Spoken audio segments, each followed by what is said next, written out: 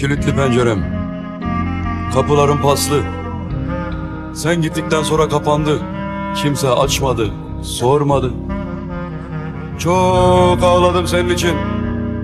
Çok geceden sabahlara selam yolladım. Çok gözyaşı döktüm, çok haykırdım.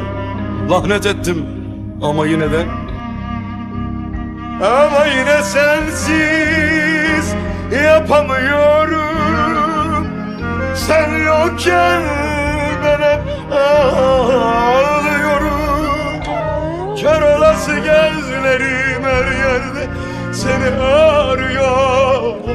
Sensizim dön gel, çıldırıyorum.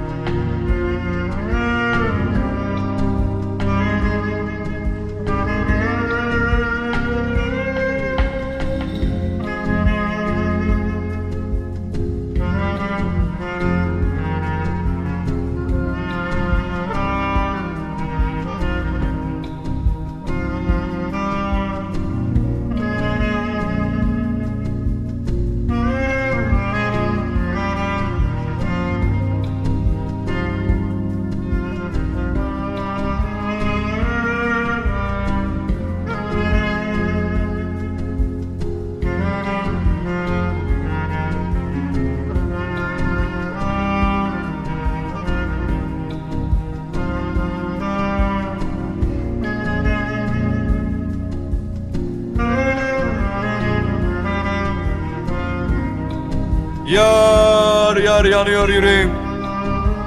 Yar hasretinin yarası çok çok derin. Alev gibi yanıyor, közü yok. Sızım sızım sızlıyor, yarası yok. Acısı çok, ismi yok, cismi yok.